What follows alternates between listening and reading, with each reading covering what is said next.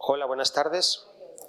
Bueno, pues hemos podido disfrutar hasta hace un momento de la conferencia de José Luis Pozo Fajarnés y nada, iniciamos ahora la conferencia de Luis Carlos Martín Jiménez dentro de esta sexta edición de las jornadas de filosofía. Como decía antes, bueno, agradecer un poco la presencia a todas las personas aquí presentes, a todas las personas que nos ven desde sus casas, a todas las instituciones que hacen posible estas jornadas, la Casa de Cultura, con su coordinador Gustavo Adolfo Fernández, el responsable técnico Alejandro García, la Fundación Gustavo Bueno y, por supuesto, a los conferenciantes de hoy, entre ellos a Luis Carlos, como tenemos hoy aquí.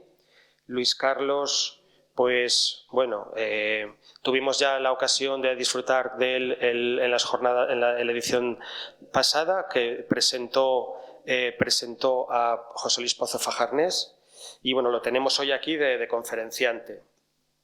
En el caso suyo, le paso a presentarle con unas pocas palabras. Luis Carlos es profesor y doctor en filosofía e investigador asociado de la Fundación Gustavo Bueno. Participa asiduamente en las actividades promovidas por la Fundación Gustavo Bueno y forma parte del Consejo Asesor de la segunda edición del Diccionario Filosófico de Pelayo García Sierra. Ha publicado libros como El valor de la axiología, Filosofía de la técnica y de la tecnología, El mito del capitalismo o La esencia del derecho. Luis Carlos hablará ahora a continuación y nos va a hablar de las teorías materialistas e idealistas del arte y la potencia de cada una de estas teorías a la hora de analizar el presente. En sus propias palabras, como él mismo dice de esta conferencia, como ha pasado con la idea de cultura, una idea de estirpe idealista, pero que ha tenido desarrollos en sistemas de corte materialista, pasa en las teorías y doctrinas del arte. Parece necesario intentar establecer las diferencias entre ellas y el sistema del materialismo filosófico iniciado por Gustavo Bueno. Y por todo esto, con este motivo, es la conferencia que imparte a continuación. Dicho esto, paso ya la palabra a Luis Carlos. Gracias, Luis Carlos. Pues muchas gracias, por tu iniciativa de hacer todas estas sesiones de arte, filosofía y todo esto, y lo que haces todos los años, Rafael, y por invitarnos, que estamos aquí encantados. Pues nada, yo voy a hacer esto, espero no aburrir, porque voy a tratar algo parecido a lo que ha hecho la proyección desde otro sitio, pero es la misma figura prácticamente que ha hecho José Luis. Y entonces aquí lo que se trataría es pues clasificar un poquito esto de, yo no voy a cantar, pues no sé cantar, pero ¿qué vamos a hacer? Pero sí, bueno, nada, clasificar pues todo lo que se ha dicho del arte, claro, todo no, pero líneas generales, ¿no? Lo que se suele decir del arte. Entonces una forma de clasificarlo es esto. Del arte, del arte nada, porque al principio pues yo, hombre, del arte porque así se utiliza y se trata y se trabaja y todo lo demás, pero vamos, el arte es un mito completo. El arte, eso es lo que decía Bueno de las bellas artes, decía que da vergüenza ajena. Hablar de bellas artes da vergüenza ajena porque no sabes ni a lo que te refieres ni absolutamente nada. Es verdad, de bellas artes pues es cosas de imágenes, pero la música va por otro lado y la literatura por otro, o sea, que decir que no. Pero bueno, esto pues para el final quizá. Entonces, pues, como todo se puede clasificar en idealismo y materialismo, por así decir, pues todo, pues el arte es otra cosa más y igual. Entonces, vamos a hacer estas doctrinas filosóficas o teorías en general, pues vamos a clasificar desde estos dos puntos de vista. ¿Qué potencia tiene el idealismo y el materialismo para clasificar las cosas? La ontología, la nosología y todas estas, dentro del sistema que nos mueve nosotros, el materialismo y el idealismo pues son los dos modos de entender la ontología actual. La ontología no es una cosa fija, el mundo se va moviendo, se va cambiando, va variando, entonces en función del sujeto que está conociendo, que está transformando el mundo y está, pues la cual que ocupe, pues nosotros tenemos 6 posiciones y cada una de esas posiciones tiene 2 modos de dirección del conocimiento. Del conocimiento sobre y los trámites que se hacen sobre el mundo. Entonces, el trámite descendente es el idealista y el trámite ascendente es el materialista. Entonces, pues por eso lo vamos a clasificar así. El mundo actual pues tiene unas configuraciones ontológicas determinadas que hereda del anterior, del medieval y del antiguo, Y entonces las filosofías se pueden clasificar en estas dos teorías. Para que se entienda muy rápido, por eso quiero decir que voy al grano con estas cosas. El idealismo entendería que el arte o las ideas en general o las configuraciones del mundo o el modo de entenderlo viene de lo alto, viene de la materia trascendental o viene de Dios o lo que sea, como se quiera entender eso. El absoluto desciende, ¿no?, desde las ideas a las estructuras, a los fenómenos, a los referentes reales, y entonces es un modo idealista. Presupones una serie de ideas, presupones una serie de entes que están actuando, que están funcionando, y desde ellos se desciende. Entonces el proceso, pues, de conocimiento tiene que partir de esas estructuras ya dadas. En el caso del materialismo es al revés. En el materialismo no presuponemos que la idea, la conciencia de Dios o lo que sea está generando, determinando el conocimiento del mundo, sino que es al revés. Que son las operaciones físicas, las operaciones con cosas, son son las que generan esas estructuras y esos tratamientos de los fenómenos que luego van dando lugar a esencias, a conocimientos, y entonces siempre hay que partir de cosas muy sencillas. Y esos procesos son histórico-políticos, son procesos seculares o milenarios, y van generando, pues, toda una serie de ideas, ¿no? La idea de Dios, cualquier otra idea de Dios viene del cofre de la novia, etc. Ahora, si el que no haya oído bueno, el que no haya estado bueno en la universidad, pues que vea, que oiga estas lecciones sobre el progreso, la idea del progreso, porque yo creo que es lo que se ha grabado de la Universidad de Bueno, cómo Bueno daba clase, y entonces son un montón de lecciones sobre la idea de progreso que estaban grabadas y ahora están en la red, ¿no? Y entonces ahí igual, el progreso, la idea de progreso, esta idea tan importante ahora mismo a nivel político y todos los niveles, pues ¿de dónde viene? Pues de una escalera, es progradio, es el subir una escalera. Son los grados de una escalera y por lo menos tiene que haber más de dos peldaños, pues no es una tarima.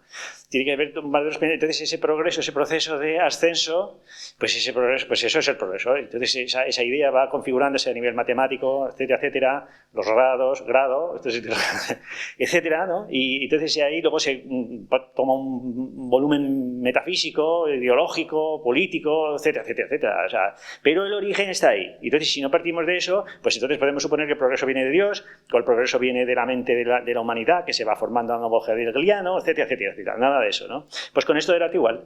¿El arte de dónde viene? Pues el arte viene del tratamiento de una serie de cosas, pues pues de las rascas, de estas cosas, de las texturas, de las pinturas, de los sonidos. De eso viene el arte. ¿No? Quiero decir, no, las diferentes categorías que llamaríamos arte circunscrito, porque esté circunscrito a los museos, esté circunscrito a un sitio a otro, ¿no? Entonces siempre hay que partir de esas morfologías concretas, precisas, que se trabajan durante miles y miles y miles de años, y de ahí se van generando una serie de transformaciones, y entonces hasta el siglo XVIII no se llama arte. Hasta el siglo XVIII, o sea, no es que el arte esté funcionando desde el principio, pero primero porque es un mito. Y entonces la idea de cultura y la idea de arte decía, bueno, que lo dijimos en las jornadas de Salamanca, pues van a la vez, se generan a la vez, se sustantivan a la vez, etcétera, etcétera. O sea, son estos procesos. Entonces, desde el punto de vista idealista, pues ya lo digo, es descendente, desde el punto de vista materialista es ascendente. Esto se puede ver de muchas maneras. Por ejemplo, si en vez de cambiar ideas y referentes físicos, pues dices significantes y significados, pues es lo mismo. Si tú partes de los significantes ya dados de algún modo, o que están en la mente, o que son generados por el sujeto, etcétera, pues entonces estamos en el modo idealista. Si tú partes de los significados, de los significantes físicos, los referentes, y a través de ellos entiendes ese proceso dialéctico en función de los significados, pues entonces estás partiendo de posiciones materialistas. Y luego toda una gama de posiciones intermedias que bueno, hemos intentado clasificar de varios modos, pero en fin, o sea, aquí tengo una tabla, pero si acaso se pone luego debajo, pues es una tabla con varios criterios, que tengo la caja de José Chu porque me ha dejado que me he olvidado yo, si no vería nada de... Varios criterios, ¿no? El criterio subjetivo-objetivo, que es cómo se clasifica la estética. La estética es subjetiva, expresión, la arte es expresión. Objetivo es partir de los propios referentes, de las propias realidades físicas, porque tiene que ser físico, pero si no es físico, ¿dónde está eso? O sea, las obras de técnicas físicas obligatoriamente, en eso no se puede ¿verdad? Oye, pues si no es físico, ¿de qué estamos hablando? O sea, tiene que tener un referencial físico, ¿no? Y entonces, estas perspectivas, ¿no? La relación del arte con la antropología, pues lo que llamamos humanismo, el arte se vincula y se identifica con el ser humano, opera de humanismo, está ante o posterior al ser humano, es procesual.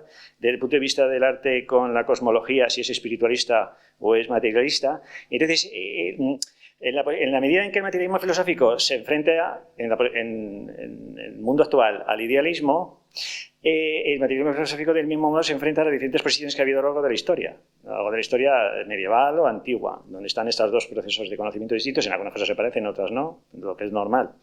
Y entonces el espiritualismo lo entenderíamos pues, más vinculado precisamente al idealismo. El espiritismo es más vinculado al idealismo en la medida en que desde Platón, desde siempre, se entendió que el alma o el conocimiento pues era espiritual. Entonces está en contacto con las ideas, entonces el idealismo con las ideas, el espiritualismo con los espíritus puros del medievo pues son los ángeles, son espíritus puros, quiere decir conocimientos sin forma, sin materia. O sea, quiere decir, estas vinculaciones y con los significados, etcétera, pues están aquí dadas. Y luego la relación del arte con la idea teológica, pues igual. Son doctrinas o teorías teológicas o ateológicas. Entonces, pues aquí, pues más o menos, pues se puede clasificar en general con mayor o menor éxito, ¿no? Todo esto, toda esta serie de teorías. Vamos a decir unas cuantas posiciones idealistas y materialistas para que se vea la diferencia del tratamiento y, sobre todo, para ver dentro del materialismo la posición del materialismo filosófico, porque no es lo mismo la idea del arte que tendrá Marx o que tenga, etcétera, ¿no? Todos estos otros modos de materialismo. Y, sobre todo, a mí lo que me interesa es que se vea que entre el materialismo y el idealismo hay una dialéctica interna de desarrollo. O sea, que no son compartimentos estancos y no se generan de modo separado, sino que se generan uno enfrentándose al otro, y ese desarrollo de enfrentamiento nacen enfrentándose y se desarrollan enfrentándose. No está por un lado los idealistas y por otro lado los materialistas, o por un lado... Esto es lo que más me interesa para que se vea esto. Y entonces, en el materialismo filosófico pues también pudimos encontrar posiciones que están más cerca del idealismo, es decir, una gama muy amplia de posiciones aquí al respecto, que principalmente está en la polémica. Entonces, desde este punto de vista también podemos entender la polémica que hay en el materialismo filosófico. Pues quizá se pueden utilizar estas ideas para entender todas esas polémicas que estamos hace muchos años, ¿no? Los que han pasado por el materialismo antes y a nosotros y demás. Yo creo que un esquema muy recurrente que se ha utilizado en general para ver cómo las escuelas filosóficas se bifurcan, se trifurcan o van adquiriendo diferentes modulaciones, ya sean idealistas o no, pues es un modo de tratarlo que utilizó Davis Strauss para hablar de la derecha y de la izquierda hegeliana. La derecha hegeliana estaría más en función de entender a Hegel en términos del absoluto divino, del absoluto hegeliano divino, la idea, y la izquierda hegeliana estaría más vinculada al humanismo. Esto luego lo aplica Ernst Bloch creo que Bloch, en fin, lo utiliza para entender Aristóteles igual, las corrientes aristotélicas de izquierdas, de derechas. Es una analogía con las corrientes políticas que precisamente también tiene relación con Dios en el antiguo régimen y el nuevo, que no es completamente extrínseca, ¿no? Y entonces aquí pues veríamos algo parecido.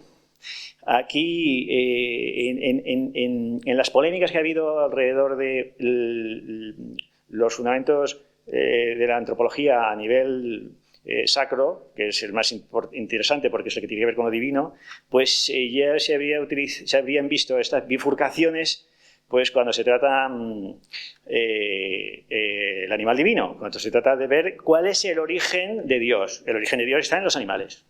El trato con esos animales. Ese es el origen operatorio, preciso, mundano. Y de ahí va evolucionando hasta que se genera la idea de un Dios teológico, de un Dios único, teológico, omnipresente, omnisciente, y que tiene un montón de atributos que es imposible que existan, que se creen conjuntamente. Por eso la idea de Dios no es siquiera una idea, es una pseudoidea que se inventa Aristóteles además. Es decir, la idea de Dios moderna pues, es la antesala del ateísmo, porque a ese Dios pues es un Dios esto que se le hace personal, ¿verdad? Entonces ahí triunfa, pero es la idea de Alá, es decir, una pseudoidea. Bueno, pues aquí yo creo que las dos vías, la izquierda y la derecha, que pues se vieron con la conclusión que da, bueno, a esta polémica, por así decir, en la verdad de las verdades las religiones y otros asuntos involucrados, una cosa así se llama, donde por un lado separa los trascendentales a la hora de entender la idea de Dios, que Dios es trascendental al mundo y tal, y por otro lado, pues los positivistas. Es que los animales o la luminosidad animal se agota, no existe, se agota en los propios animales. En las cuestiones sobre el eje circular, yo creo que también se puede ver. En el eje circular, es decir, en el papel, en la idea de humanidad, pues también aparecen estas dos vías, por así decir, ¿no? Una que entendería que sí que existe la humanidad, que sería más bien la de izquierda circular, en este sentido el eje circular, y que serían precisamente las generaciones de izquierdas, y otro, no porque sea de derecha a nivel político, pero la otra rama, pues entendería que la humanidad no existe, sino que la humanidad está en función de estos estados, y uno de ellos sería España, la defensa de España. Esto también se ha visto, partidarios que han estado en materialismo, que luego se han desmarcado precisamente en función de su posición al respecto. Y en este caso, cuando se trata el eje radial, pues igual, cuando se trata de las cosas, porque el arte son cosas, ya se oigan, ya se toquen, ya se vean, son cosas, son todo cosas, tiene que tener referentes fisicalistas obligatoriamente, aunque no se reduzcan a eso, porque está M3 por ahí, M2, funcionando siempre. Pues aquí igual, habría un modo de entenderlo más positivista, diríamos, más la sección más mundana, ¿no?, de izquierda, que entendería que el arte no es más que un juego, una cosa así, un análisis, una cosa parecida a lo que el otro día explicaba González. Me parecía a mí que era un modo muy claro de explicarlo, lo que a mí parece, lo que me sugiere a mí, cómo lo entiendo yo, todas esas cosas. Y una vía trascendental que entendería el arte en función de la materia trascendental o todo lo demás, o en función de Dios, o todo eso. Esta que sería, diríamos, la otra posición de derecha, o lo que sea. Y aquí derecha y izquierda no tiene ninguna connotación axiológica, ¿eh? Bien, pues entonces aquí, y precisamente con esta vinculación que tiene las dos clasificaciones que da Strauss y se aplican aquí, pues también tiene que ver con el absoluto hegeliano. O sea, quiere decir que cuando este verano estemos discutiendo la materia, si podemos, la materia trascendental, la ontología, pues también va a aparecer obligatoriamente. O sea, en la medida en cómo se entienda esta materia trascendental. Bueno, pues entonces aquí de izquierdas... O sea, las posiciones idealistas o espiritualistas vinculadas al arte, vinculadas a estas cosas que se llama arte, por así decir. Pues entonces aquí, aquí las primeras posiciones que hay para entender el arte pues son espiritualistas, que son los dioses. El arte viene de los dioses. El caso de... El arte y las ciencias, de las técnicas, Prometeo, son los dioses los que traen, claramente espiritualistas, son los dioses, etcétera, los que generan desde fuera las técnicas, las ciencias, los modos de tratarlo. Orfeo, en el caso de las artes, Orfeo, en el caso de la música. Orfeo es hijo de Apolo y de una diosa, una musa, Calíope, o depende de quién haga aquí, porque esto todo es un cuento. Depende de cómo se cuente el cuento, pues, pero sin embargo es la misma idea. Viene de fuera, no viene de las operaciones con las materias, ¿no? Y entonces el papel de la música, sale todos los ritos órficos de aquí, los ritos órficos religiosos, órficos, y entonces Orfeo domina el universo, domina las fieras, domina a los hombres con su música, con su canto. Es un canto que además es vocal y musical a la vez, o sea, no es solamente instrumental. Y eso es lo que van a coger luego los sofistas. Este modo de engatusar a la gente hablando, utilizando fonemas, utilizando una serie de elementos órficos aquí. Entonces, el paso es un profeta, etcétera, etcétera. Todos muchos estudios sobre el orfismo se ve precisamente cómo da lugar a todas estas religiones mistéricas. Claro, mistéricos, porque ¿de qué estás hablando? Aquí los cuentos son el ABC, todo es cuestión imaginativa, ¿no? Este papel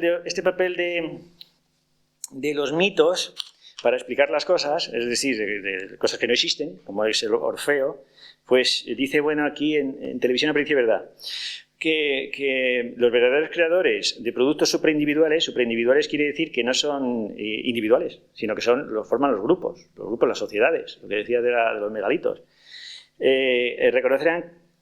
Reconocerán como generador de las obras personas sobrehumanas, como puede ser Orfeo o Prometeo. Y entonces la poiesis, la producción, dice, bueno, la poiesis humana Es decir, la producción habría que verla, según esto, por de pronto como un proceso que comienza destruyendo, esta es la posición de, bueno, nuestra posición, destruyendo la naturaleza que encuentra en las naturalezas que encuentra en la naturaleza. Y este proceso tiene lugar a distintas escalas. Entonces, pues, lo típico que conocemos aquí, ¿no? La escala de las partes materiales, la destrucción de las partes formales y luego la destrucción de las conexiones de esas con otras cosas, ¿no? Estos son los tres modos de destruir del apoyo sismada. Es decir, la posición aquí del materialismo es que hay que operar. Y entonces, una vez que se está operando a una escala determinada, pues en el paleolítico, pues con huesos, que se le hacen agujeros, que suenan, flautas, etcétera.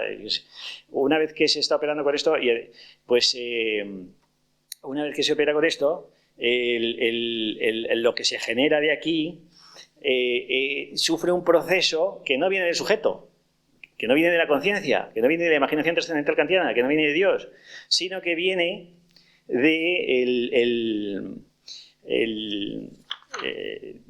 la diamorfosis, es decir, de cómo unas cosas van generando otras, por intermedio de los sujetos que operan con ellas. Pero esas conformaciones, por lo que dice en el diccionario Pelayo Bueno, sufren una diamorfosis y una destrucción y reconstrucción, según unas pautas históricas, que tienen mucho que ver con eso, con los imperios y con este tipo de cosas, que en algunos casos elimina al propio operador que está operando con ellas, que es el caso cuando estos procesos, estos productos pasan el eje radial. Pasan al eje radial, que es lo que tiene en común el estegosauro con una sonata de Mozart. Pasan al eje radial, pasan del eje circular, que es donde se opera, quitar las operaciones, y pasan al eje radial, que es donde queda ahí la naturaleza y todo esto. Que no es ajeno al ser humano, claro, porque son los ejes antropológicos. Bueno, pues entonces este proceso de diamorfosis pues es la clave para entender la evolución del arte.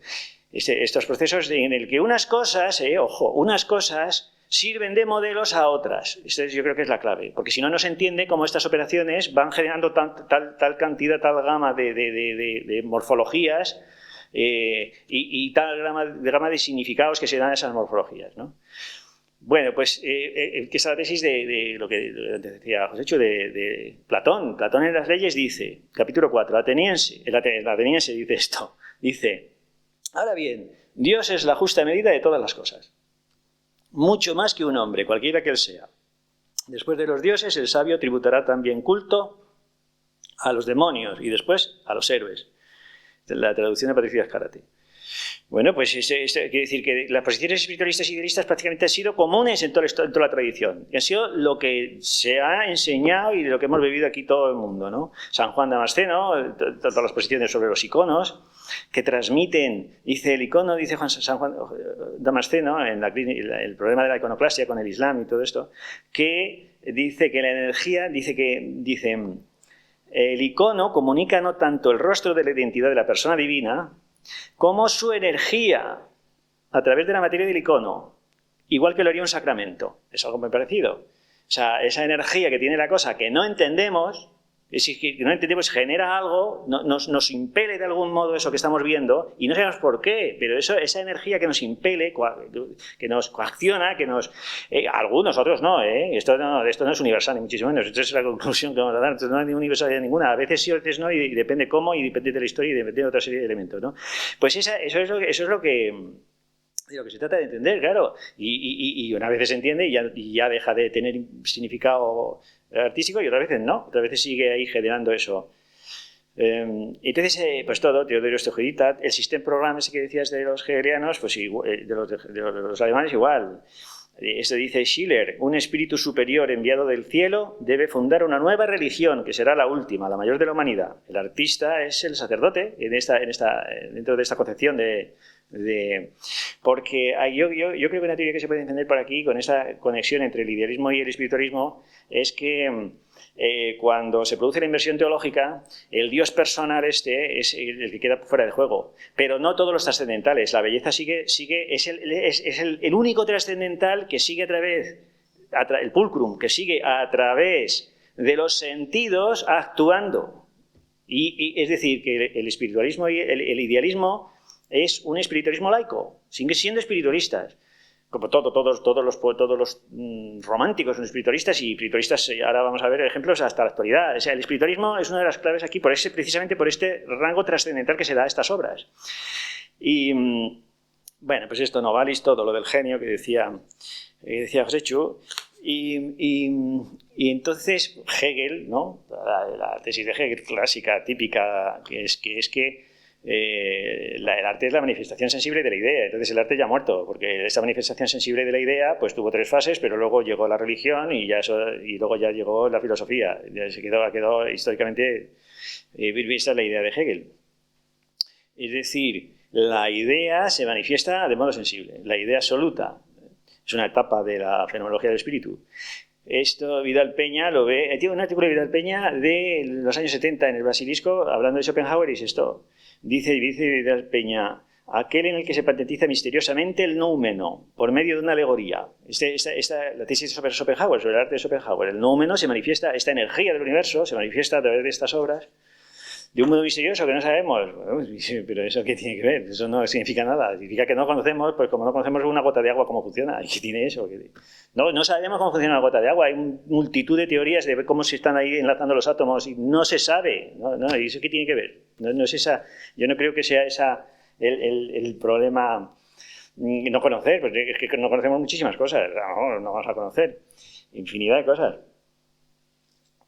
Bueno, entonces lo que me interesa es que se vea que en la sociedad española, una vez que se produce la democracia en España, una vez que se produce, que viene precisamente con el krausismo en el siglo XIX, de lo que la Iglesia es aliada, que es lo que me refiero yo a esta involucración entre idealismo y materialismo, o sea, el idealismo, el espiritualismo, sea eclesial o sea krausista, humanista, el enemigo que tiene es el materialismo. Y por eso se enlazan, por eso se juntan, y la juntura natural en el XIX es precisamente la estética. Esa es la juntura natural. Entonces, en los intelectuales que salen, y los grandes popes del Partido Socialista que salen a partir de la edad de la democracia, yo me acuerdo de muchos, y yo creo que los que hayan visto la televisión en los 80 por ahí, tienen esta tesis. Ernesto Sábato, lo de los artistas intelectuales, ¿no? Que se quejaba, bueno...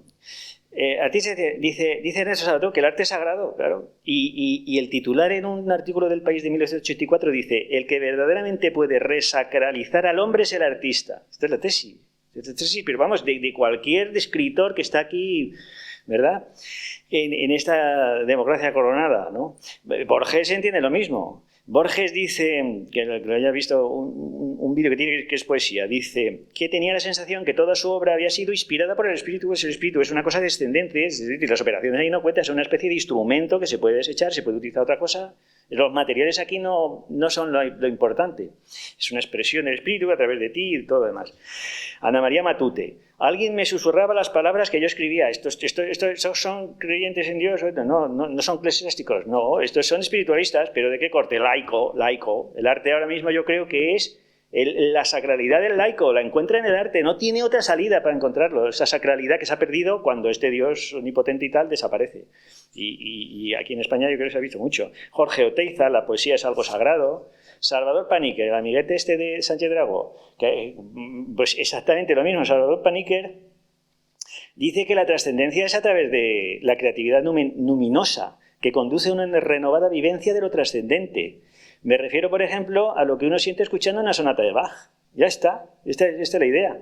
Dice Salvador Paniker: surge la paradoja de que ciudad secular y ciudad sagrada son el haz y el envés de una misma realidad, el anverso y el reverso, de un estroma. El anverso y el reverso es esta paradoja que es precisamente las formas artísticas que son la trascendencia. Hay que decir que esto está en todos, esto es lo normal, pero no en religiosos ni en nada de esto que creen en Dios, no, en la fe del laico. La fe del laico es el arte, creo yo. Rubinstein, con infinidad decía, bueno, que todos los artistas todos los músicos tenían esta tesis de que estaban haciendo algo divino, claro.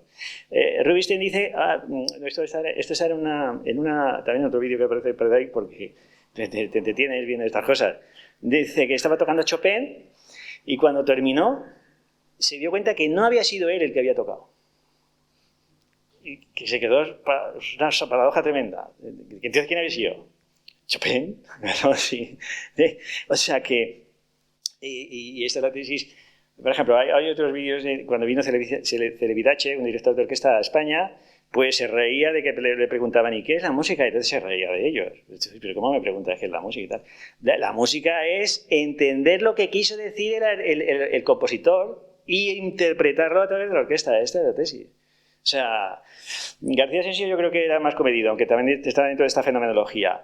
Porque García Asensio tiene una entrevista que dice, una entrevista escrita en una revista de música que decía, lo más importante es la técnica. Y dice, aparte de la técnica, dice la psicología. Pues bueno, todavía, pero la psicología es controlar a la gente que está tocando, porque tiene que ir en una dirección o en otra, tocarlo de un modo o de otro, etc., ¿no? Todavía, aunque está dentro de esta vía que va de lo fenomenológico a lo psicológico, ¿no? Que es exactamente la base es lo psicológico. Bueno, pues aquí todos los demás. Y entonces el problema es que las posiciones materialistas pues son muy de aquel modo, ¿no? Posiciones materialistas, por ejemplo, es lo que tiene el arte, pues el marxismo, Karl Marx. Karl Marx era poeta, estaba dentro del Ateneum, era dentro de los hegelianos de izquierda en este caso, y era poeta y escribió muchas poesías. Decía en una carta que escribe a su padre, dice, y estas últimas poesías, escribió a su padre, son, sin embargo, las únicas en las que bruscamente, como por un golpe mágico, la magia viene de otro lado, del espíritu, que sea, dice, ¡ay!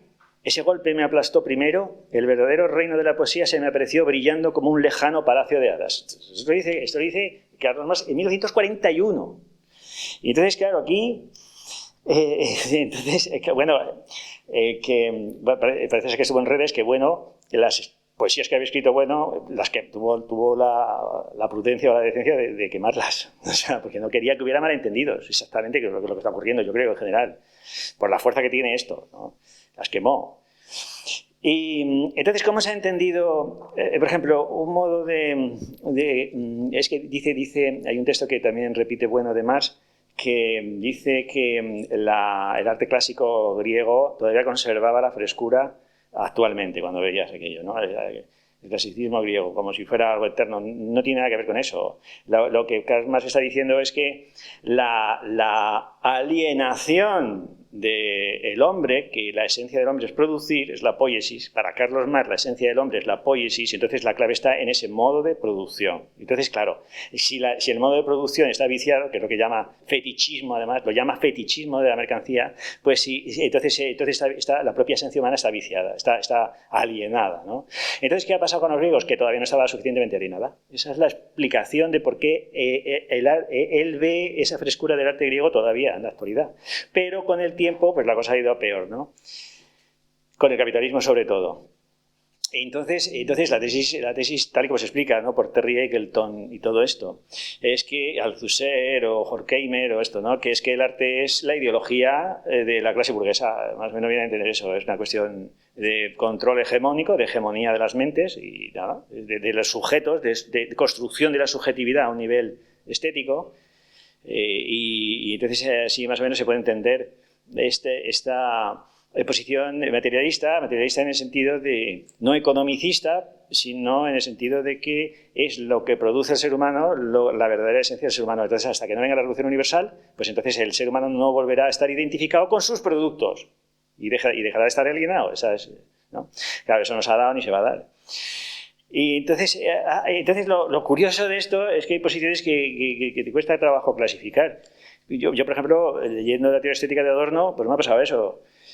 Que yo creo que además es lo peor. Lo peor son estos filósofos que quieren ser artistas a la vez o entienden la filosofía como un arte o cosas así, ¿no? Y entonces empiezan a hacer frases que son ininteligibles, ¿no? Porque quieren expresar ese misterio, digo yo, o esa historia, ¿no? Y uno de ellos es Adorno. Y entonces Adorno cogieron un montón de escritos, los juntaron, ¿no? Esto de la teoría estética. Y entonces, a ver si ustedes me dicen dónde clasifico, si en materialistas o idealistas. Dice, voy a leer unas frases para salir de dudas, ¿eh? Dice Adorno, voy al grano, no me voy a... Aquello mediante lo cual las obras de arte, al volverse aparición, son más de lo que son, es su espíritu. Este es el materialista, es su espíritu. ¿Qué quiere decir? ¿Qué espíritu? Que hay algo más en las obras que son de lo que son lo que son. Si el espíritu es espiritualista, Adorno, si el espíritu de las obras de arte destella en su aparición sensorial, solo resplandece como la negación de la aparición, siendo en la unidad con el fenómeno al mismo tiempo su otro. Hombre, yo entiendo, vamos a ver, yo entiendo que si el hombre está alienado, entonces está preso de una contradicción, entonces el arte tiene que expresar esa contradicción. Yo creo que supongo que va por ahí. Va por ahí. Adorno está diciendo en las obras de arte hay una contradicción, hay un misterio en lo que aparece y lo que no aparece. ¿Por qué? Porque el ser humano está alienado de sus propios órganos sensoriales, que es lo que decía Marx, está alienado de sus propios órganos sensoriales y lo que hace y lo que produce a través de ellos. Entonces hay otros materialistas que van por aquí también, ¿no? La cosa es explicar esta contradicción que se da en todos los procesos productivos, entre las fuerzas de producción y los dueños de la fuerza de producción y esto, ¿no? Dice Adorno, una de las paradojas de las obras de arte es que no deben poner lo que ellas ponen. Con esto se mide su sustancialidad. La sustancialidad es que no deben poner lo que ponen. O sea que cuando el artista está poniendo una cosa, entonces su sustancialidad es que no lo debería poner. Eso es lo que está diciendo. Dice, todas las obras de arte y el arte en su conjunto son enigmas. Que las obras de arte digan algo y al mismo tiempo lo oculten es su carácter enigmático. El contenido de la verdad de las obras de arte es la resolución objetiva del enigma de cada una. Al reclamar una solución, el enigma remite al contenido de verdad. Lo que trasciende a lo fáctico en la obra de arte es su contenido espiritual. Yo creo que esta es una de las pocas definiciones que podía encontrar de contenido espiritual. Lo que trasciende a lo fáctico en la obra de arte. No se puede atribuir a un fenómeno sensorial concreto, sino que se constituye a través de este. En esto consiste el carácter mediado del contenido de verdad, etcétera, etcétera, ¿no? Esto, pues, ¿qué función tiene aquí el espíritu? Yo creo que es que en Adorno están funcionando en categorías hegelianas, a la vez que marxistas. Si no, no entiendo yo cómo está utilizando estas ideas tan relevantes, tan potentes, ¿no? Como el espíritu, manifestación y este tipo de cosas. Bueno, entonces, pues, ¿qué ha ocurrido en la actualidad a través de las vanguardias y el siglo XX y todo esto? Pues que, según muchos, o sea, lo que significaba la muerte del arte. La muerte del arte, por ejemplo, Arthur Danto tiene la misma tesis que Hegel, que es que el arte ha muerto, el arte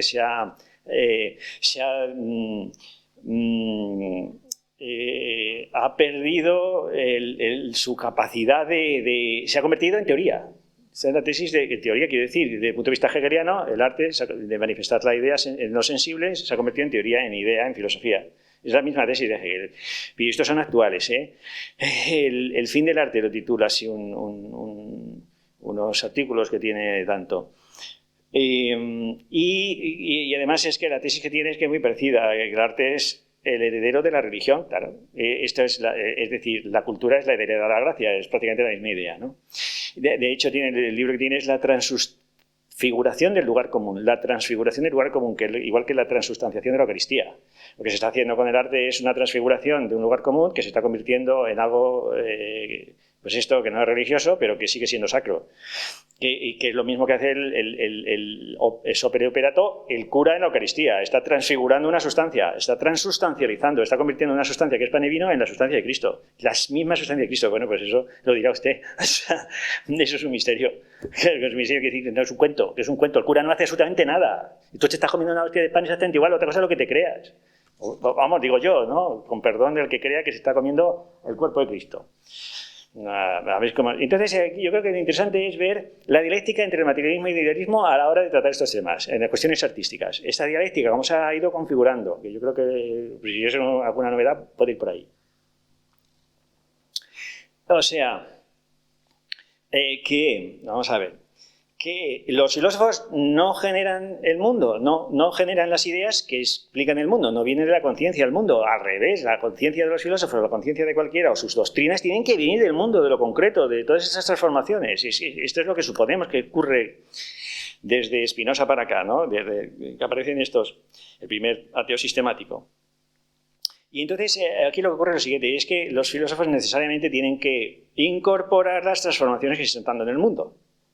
Los filósofos tienen que incorporar esas transformaciones, no pueden recurrir a otras instancias, no, son las propias transformaciones, el mundo que está cambiando, que en parte lo estamos cambiando también nosotros, a nivel tecnológico, de todos los niveles, sobre todo las ciencias, que son instituciones que se dedican a transformar el mundo. Las ciencias son instituciones que transforman el mundo, no son conocimientos ni nada de esto.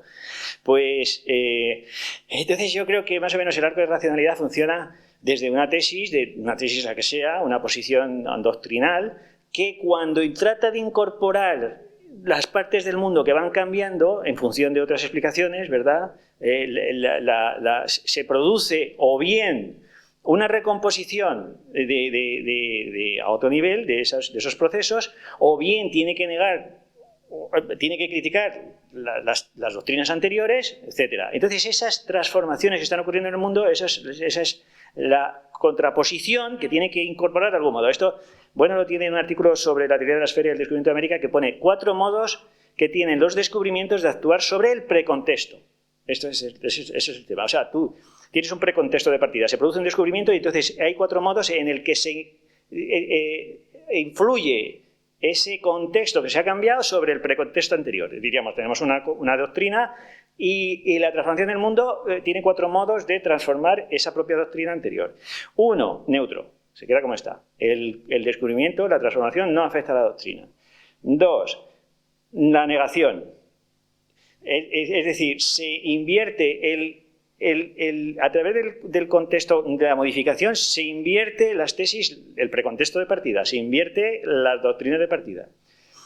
La absorción se reconstruye, desde la posición se reconstruye esas transformaciones y esa reconstrucción se puede hacer de la doctrina modificándola, o sea, reconstruyéndola en función de esas transformaciones, de esos descubrimientos. Y la negación en parte. Se niega en parte unas otras, y eso son los discípulos, etc. Tienen que ir vinculando y vinculando lo que se hace con eso. Entonces, en el mundo moderno es cuando más transformaciones ha habido. Y entonces, en el mundo moderno, esas doctrinas, esas transformaciones, esas modificaciones en el contexto que tiene que incorporar una doctrina, si es una doctrina filosófica, es decir, que trate a MI por entero, la realidad es el mundo entero, tiene que hacer un mapa mundi, que es imposible porque el mundo no se puede cerrar. Entonces es una institución imposible. Y dice, bueno, el mapa mundi es una institución imposible porque como el mundo no está cerrado, no es una totalidad, pues no puede haber una doctrina que hable sobre esa totalidad, claro. Entonces no puede haber un mapa mundi. Pero sin embargo, en esas totalizaciones, esos procesos de entendimiento de todos estos fenómenos, pues yo creo que empiezan precisamente en el siglo XV. Cuando se empieza a hablar de estos artistas, estas cosas, que es cuando se pone la fecha del nacimiento de la modernidad, que algunos lo ponen en la caída de Bizancio, lo toman los turcos en 1453, otros lo ponen en el descubrimiento de América, estas transformaciones, ¿no? Y entonces se produce un manantial de ideas que vienen de Bizancio, ¿no? Que se trae a Roma, a Occidente, y entonces cuando se produce el Renacimiento. Cuando se produce el Renacimiento hay muchos textos que no se conocen, pues de Platón, etcétera, de Aristóteles sí, a través de los árabes, pero no de Platón, etcétera. Entonces se producen estos neoplatonismos, el Pícora Mirándola y todos estos. Vienen textos como el Hermes Trismegisto, que estaban allí y que se consideran anteriores a la propia Biblia y que tienen una importancia tremenda por la magia y todo esto, la cábala y todos estos asuntos. La lucha contra el Islam, que es el proceso, yo creo aquí la clave. El gran problema que es el descubrimiento de América, y entonces las doctrinas sufren una recomposición completa. Un desarrollo de esto es el racionalismo cartesiano, que es decir, que el mundo no significa nada, porque el significado viene de la mente, las ideas vienen del yo, de la conciencia, no del mundo. Esta es una reacción, o sea, desde este punto de vista, el racionalismo es una reacción contra el descubrimiento de América. Lo que ocurre en el mundo realmente no transforma las ideas del sujeto, ya están en la mente dadas por Dios. Alma, la resistencia, las escógitas y la propia idea de Dios. Stratesis y Descartes. Es una reacción total y el protestantismo igual. Es volver a la Biblia, a algo que está dicho de Dios eternamente y todo eso. Son reacciones completas, ¿verdad? Es la negación de estas transformaciones en el mundo. En el siglo XVII, pues todos los conocimientos egipcios y en general del mundo, que trae pues el comercio que se está haciendo con las compañías de Indias y todo lo demás, que están llegando a Europa, que se está conociendo cosas que no se conocían, por ejemplo, todos los dioses egipcios y todos estos dioses antropomórficos, todas estas cuestiones. En el siglo XVIII, el arte griego, lo de Winckelmann, y es donde aparece la idea de arte, cuando empiezan a cavar y encontrar ahí estatuas, Winckelmann, la idea de arte, y con África los fetiches. Vamos a ver el asunto. Y en el siglo XIX, pues todas las transformaciones que tienen que ver con la tecnología y la industrialización, que es llenar el mundo de objetos. Una cosa de objetos quiere decir de cosas que te influyen, que las deseas, que te coaccionan, que te implicas. El mundo se llena en el siglo XVIII de lo común a un nivel tremendo, que no existía antes. Entonces tenías un vaso y lo tenías para toda la vida. Entonces, es decir, ahora tienes 10.000 vasos, 10.000 todo, ¿no? Y además, eso, cosas que tienes que desear porque tienes que comprarlas. Aquí la fuerza que tiene la cosa es el deseo que te causa. Esto es una cosa importantísima, o sea, importantísima.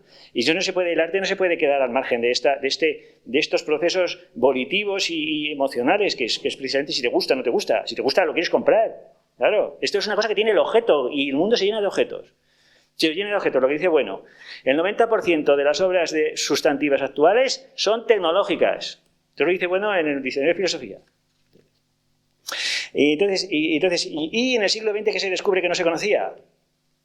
Las pinturas del Paleolítico. Eso no se conocía y también hay que incorporarlas. La antropología del siglo XX trata de incorporarlo todo esto. Al principio se niega, Altamira se niega, es una cosa que ha pintado ahí este señor. Se niega, no sé, ¿veis cómo están funcionando estos descubrimientos, cómo están funcionando en las propias doctrinas que están haciendo los filósofos? Es en función del mundo siempre. Bueno, pues entonces aquí pues vamos a poner dos ejemplos de cómo estas transformaciones del mundo están afectando a las tesis idealistas y a las tesis materialistas. Y sobre todo porque la propia idea, el propio término materialismo e idealismo aparece en el siglo XVII. Según Oliver Bloch, el término materialista aparece por primera vez en los platónicos de Cambridge, que es donde está Ralph Woodward, que yo creo que es muy interesante, es muy importante y además, bueno, lo nombra varias veces como una especie de mente oculta que está influyendo en todo lo que va a pasar en el siglo XVIII, Ralph Woodward, y entonces Henry Moore es el primero que acuña el término materialista. Y después, esto es lo que va a pasar a Berkeley, que es espiritualista, y entonces Berkeley es el que en los diálogos de Ilias y Filonios es el primero que habla de materialismo y de inmaterialismo, que luego va a dar lugar al idealismo, de idealismo. O sea que las propias corrientes modernas se están acuñando alrededor de estos procesos. Entonces, vamos a hablar de dos, no me quiero enrollar, de dos procesos donde se ve esta conexión entre materialistas y idealistas en función de estos problemas artísticos, de estos problemas, de estas obras, no de otros aspectos. Entonces, Ralph Woodward tiene una obra que tuvo mucha influencia, que la dejó a medias, y que es sobre el verdadero sistema intelectual del universo, que no está traducido, de Through Real System Intelectual del Universo. Y dice que entonces trata precisamente de lo que viene de Egipto, y del Hermes Trismegisto y la influencia que ha tenido de todos estos textos mágicos que se suponen anteriores a la Biblia, que tienen las semillas del verbo, tiene ideas de la Biblia, pero son anteriores, entonces se supone que los egipcios tienen un conocimiento anterior del propio Dios, todas esas interpretaciones, ¿no? Todo esto son cábalas y etcétera, ¿no? Pero tiene mucha influencia. Entonces, Casaubon es el que descubre que el Hermes Trismegisto no es anterior a la Biblia, es del siglo III o IV, porque tiene textos de la Biblia, es imposible que sea anterior a la Biblia. Y entonces lo que hace Ralph Woodward es incorporar de algún modo esos dioses egipcios que son anteriores al cristianismo, precisamente en la lucha por la magia y por el misterio y por todas estas implicaciones, ¿verdad? Precisamente en la lucha contra el ateísmo. Contra el ateísmo es el materialismo. Esto es lo que le está moviendo a Karl Woodward, que es un cura. Esto es lo que le está llevando a estas tesis materialistas, ¿verdad? Donde se da peso o importancia a la propia sustancia material. Esto es lo que no puede admitir. No se puede admitir que la materia tenga fuerza por sí misma. Y entonces, esto que la materia tenga fuerza por sí misma, porque es que los egipcios hacían, dice San Agustín, sabían hacer dioses. Y entonces ese dios que hacían tenía fuerza. Y era una obra del ser humano. Es que los imantaban. Lo que hacían, claro, con los dioses. En los dioses egipcios, la forma de divinizarlos, igual que ahora una virgen o la Macarena o la que sea, la dan una pátina para que tenga ese carácter luminoso.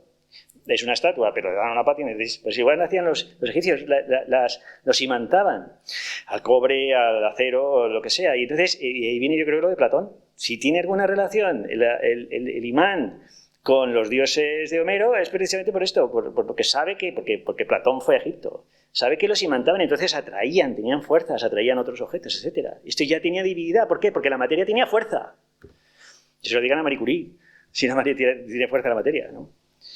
Claro, pues desde el punto de vista artístico, pues eso es lo que pasaba. Y entonces Woodward acuña un término para explicar cómo puede ser que la materia parezca que tenga vida sin tenerla, que es el mediador plástico, que habla bueno de él. El mediador plástico, entonces, la posición ontológica general que tenía los racionalistas entre la conciencia y la res extensa, lo que entiende Woodward es que realmente lo importante no es entre la materia y la forma, sino entre lo que tiene actividad, que es lo espiritual, y lo que no tiene ninguna actividad, que es lo material. Y entonces la actividad siempre viene del espíritu, pero hay configuraciones materiales donde el espíritu le da una actividad, diríamos como un programador, Dios es una especie de programador, y entonces le da a un robot una serie de programas y entonces ese es el mediador plástico, el programa. El programa es el mediador plástico, no quiero decir, estoy haciendo una, para que se entienda, aquí Woodward no habla de eso, pero lo que quiere decir es que Dios es el artista, dice Woodward. La naturaleza plástica, dice, es arte en sí misma, que actúa inmediatamente sobre la materia como un principio interno. Y entonces dice, así la naturaleza es comparable al sello, a la impresión del arte omnisciente de Dios. Esta es la idea, viene de lo alto, pero comunica esa actividad mediante un proceso interno a la naturaleza. Entonces parece que los animales tienen conciencia, tienen vida, o sea, parece que es la explicación de lo que no podían explicar los racionalistas, ¿no? Esa división dualista. Y entonces a mí lo que me interesa de esto, y por qué lo nombra bueno, es por lo del sello. El sello. El sello que es la sigilación. Esto es lo que me interesa a mí, y yo creo que lo que ve aquí positivo bueno es que es precisamente la sigilación, la materia que tiene fuerza sobre otras materias, sobre otras configuraciones.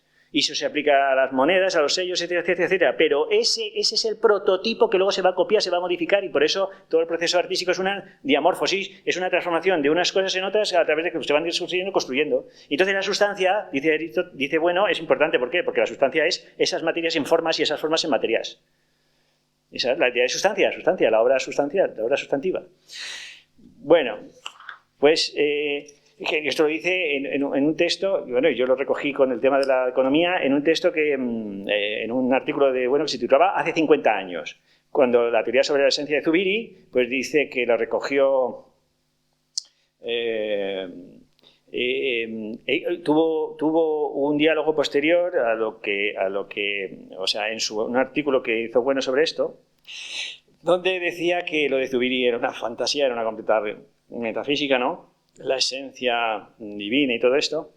Y entonces decía que realmente las esencias son los procesos de sigilación, que hace sustancias, y esas sustancias se convierten en formas que van a generar otras sustancias. Los procesos de sigilación están aquí. Es decir, lo mismo decir que una moneda es una idea que una idea es una especie de moneda. Exactamente, son dos planos de la realidad, M1 y M3, pero que son exactamente paralelos, van a la vez. No está M3 por un lado, por otro lado está M1, no, se van dando a la vez. Y entonces esos son los problemas concretos, prácticos, precisos, operativos, con cosas, con materiales, y de ahí sale todo lo demás, y el arte como todo lo demás. Y todas las categorías, ¿no? Eso es lo que voy. Y en la canonización de Marilyn Monroe viene a decir algo parecido. Es otro artículo que tiene la canonización canonización, es un canon de belleza. La canonización dice, todo icono canónico, el Doríforo de Policleto, la Venus de Milo, el Apolo de Belvedere, nos inclinamos a decir que si tuviesen como origen un ídolo ideográfico, un retrato de algún individuo de carne y hueso. Es esto una cosa que tiene una determinadas propiedades que nos agradan, que nos impactan, que lo que sea, y entonces lo utilizamos y así se genera todo esto. Y entonces aquí, este es el sello es el prototipo, es la idea de que no está en la mente ni en Dios ni en nada, está ahí funcionando en la forma, ¿verdad? En el significante de ese significado, que tiene que ser real, M1, si no, nada, si no existe nada. Si quitamos M1 del mundo, el mundo desaparece. ¿Y esto quién lo puede negar? Que es todo esto, sobre todo porque la importancia de M1 es a nivel operativo. Esto es lo que resalta bueno de M1. M1 es precisamente con lo que operamos. No operamos con ideas no se opera. Y menos con M2, con sentimientos o con rollos de esos. Se opera con la materia, M1. Entonces, ¿cómo vas a quitar M1 del arte ni nada? Absolutamente cero, ni de nada, ni de arte, ni de nada. M1 puedes quitarlo. Sobre todo porque M2 sigue siendo tan material como M1. Quita el cuerpo. A ver dónde está M2. O sea, es que es una cosa... M1 o sea, el cuerpo es M1. El principio operativo, esto que estamos diciendo. Bueno, vamos a ver. Entonces, vamos a hacer otro ejemplo de esta involucración entre el idealismo y el materialismo a la hora de elaborar sus teorías. Aquí Woodward lo que está viendo que es que el materialismo, el ateísmo, es el enemigo fundamental. El materialismo, que es que la materia tenga fuerza, tenga actividad, esto es lo que hay que negar. La actividad está en los espíritus, está en las ideas, está ahí. Y entonces y además las tesis de Woodward sobre el Han Kai Pan van a influir luego en toda la tesis sobre el ateísmo de Mendelssohn y Jacobi, todo esto en Alemania, con Spinoza. O sea, que decir que tiene mucha importancia estos tratamientos de Woodward y demás. Bueno, vamos a ver otro caso donde se ve esta involucración y este problema del ateísmo, que viene con las materias que tienen fuerza por sí solas, que es precisamente de Broses y los fetiches. Cuando entra los textos, porque de Broses y los fetiches es un texto que no se ha traducido al español todavía, pero sobre el culto de los dioses fetiches y esto, pero que es a mediados 1760, a mediados del siglo XVIII, no influye directamente por el texto de Broses, sino que influye por todos los escritos de todos los viajantes y tratistas de comercio que están recorriendo todo África y todo el mundo. Entonces es cuando llegan los fetiches y claro, y en Alemania, en Francia, en Inglaterra, están todos leyendo los libros de viajes, los libros de viajes de esclavistas y de todo esto, que se jubilan y se ponen a escribir sus memorias. Entonces hablan de los fetiches y hablan de todo esto. Entonces, ¿qué son los fetiches? Cosas que tienen fuerza. Esto es inadmisible y va a causar una revolución en Europa completa. Reacciona a Kant, reacciona a Hegel, reacciona a Comte, reacciona a Marx, reacciona a Freud. Reaccionan todos sobre este asunto de los fetiches. Reacciona Nietzsche también. Todo esta idea que no llega a España, este asunto, aquí no se conoce este problema, llega a todo lo que va a ser el idealismo de todo el siglo XVIII y XIX. El idealismo y el materialismo. Carlos Marx, ideas fundamentales dentro del sistema marxista. Freud, los fetiches sexuales, todo esto que viene de un psicólogo anterior, de Binet. No es de Freud esa idea, pero es que las cosas te influyen, te llegan, claro, las deseas, las quieres, y tiene una influencia en ti. No es una proyección del sujeto, no, viene de la cosa. Esta es la idea, de la institucionada, en términos divinos además, Está institucionada en términos divinos. Todas esas obras de los fetiches, que muchas son de oro, y eso es lo que interesa a los tratantes, a los comerciantes, lo que les interesa es eso, que son de oro. Pero a los africanos no. Y una idea de fetiche con la que se encuentran los españoles cuando llegan a América, a Colón, que se llamaban cemíes. Los cemíes, que son los que se encuentran con Colón, son los fetiches, pero inmediatamente se los transforma en ídolos y se acabó. Un ídolo es una alegoría, es decir, no, la fuerza no la tiene la materia, la fuerza la tiene el espíritu que está ocupando esa materia, que es la idolatría. Vamos a ver, la idolatría es uno de los problemas fundamentales que tiene la religión, porque la idolatría es rezar a otros dioses. Entonces el pecado capital de todas las religiones es la idolatría, el pecado primero y capital, que es negar a Dios y afirmar a otros dioses. Y si esos dioses están en la materia, esto es inadmisible para el idealismo, el espiritualismo y para todo lo demás. Esto es lo realmente inadmisible. Por eso la estética en el siglo XIX viene de la mano de la Iglesia, que son los grosistas, que ponen en Dios lo divino del arte y de la belleza. Y el problema es el materialismo. Ese es el problema fundamental. Bueno, pues la tesis de Broses es esa. La tesis de Broses acuña fetichismo de Broses para enfrentarse al concepto de figurismo. De figurismo, no es que que son espíritus residentes, que son la tesis de Taylor, que sí Taylor entiende así el fetichismo. No es que son ánimas, se entienden como ánimas que se proyectan sobre los objetos, ¿verdad? La tesis del animismo de Taylor, ¿no? Que coge aquí Fuente Ojea y todo esto. Y entonces acuña la idea de fetichismo contra esta idea de que los fetiches en realidad son alegorías, emblemas, son otras cosas, pero no está la fuerza en su propia materia. No, dice de Brosse. No.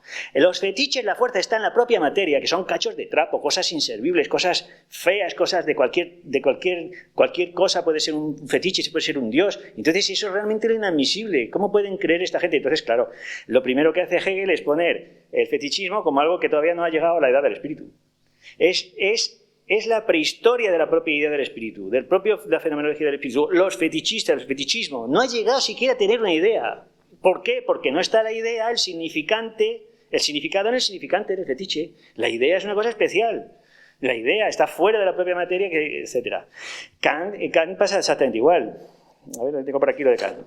O sea, lo que entiende Kant es que es un principio ridículo, que es la degeneración máxima del principio de belleza. Esto es lo que entiende Kant sobre los fetiches. Es un principio de lo ridículo, lo entiende así. Está antes de que siquiera haya belleza en el mundo o cualquier cosa parecida.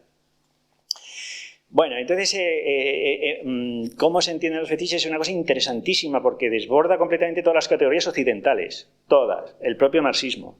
Desborda el propio marxismo, porque lo entiende los fetiches como una creación de la clase de los hechiceros para engañar a la otra, y entonces ve que el dinero pasa algo parecido, tiene un funcionamiento propio, parece que está vivo, se está ajeno a las operaciones de los sujetos, esas cuestiones, y transforma completamente pues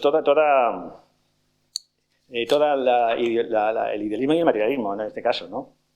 El materialismo por parte marxista o del materialismo dialéctico de esto.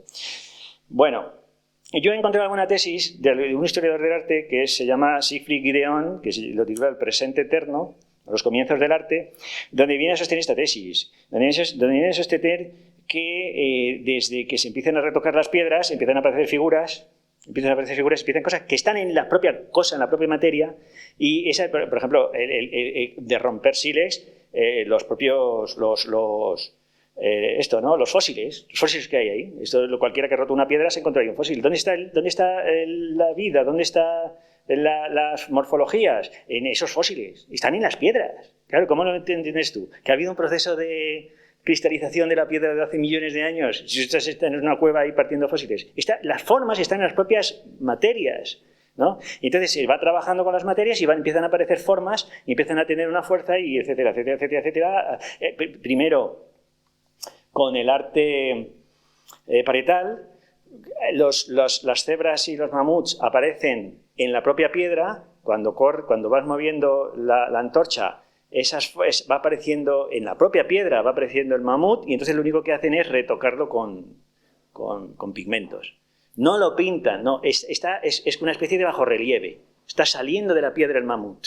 Está en la piedra, ahí está. Eso es lo que yo quiero decir. Ese es el origen de que luego esa figura va saliendo de la piedra, los bajorrelieves que hay en el Partenón de Atenas, hasta que se desprende de la piedra. Y entonces tenemos el arte, pues esto, los escultores, ya tienen la figura. Y muchos escultores todavía siguen pensando que esculpir es quitar lo que le sobra a la figura que hay debajo. Siguen pensando, porque viene de ahí el asunto, viene que está ahí de algún modo, ¿no? Esta historia. Bueno, entonces, yo creo que sí, esto es el trabajo con las cosas la que genera todos estos procesos diamórficos, es decir, de unas cosas en otras a través de los operadores, pero muchas veces los operadores quedan desprendidos de estos procesos diamórficos necesarios, pero no completamente independientes. ¿Por qué? Pues porque esta independencia es imposible, porque está en función de sociedades determinadas y estas sociedades están en lucha con otras sociedades. Este es el problema. Mientras no se juntan, no hay problema, porque cada una va generando... El problema es cuando se juntan, y se juntan a partir del Neolítico. Y a partir del Neolítico, ahora se han encontrado... Los primeros templos que se han encontrado ahora es de 11.500 o una cosa así. En Karahan Tepe, en la zona esta de Turquía, se han encontrado templos de hace 1500 años, una cosa que no se conocía, y entonces lo que hay ahí son megalitos que son templos, ahí no se vive, y entonces ahí se hacían sacrificios y todo lo demás, y aparecen bajorrelieves, todo de figuras animales y ya antropomórficas, ya también humanas, etcétera, ¿no? En Cotepic Tepe y en Karahan Tepe, y luego ya pues todo lo demás, los dólmenes son del 5000, lo de Stonehenge y todo esto, los dólmenes son del 5000, o sea, 4000 años después, y las pirámides del 3000. O sea, quiero decir que hay un trabajo con las piedras alrededor de los templos, con los bajorrelieves, con las figuras, con las pinturas que no se conservan.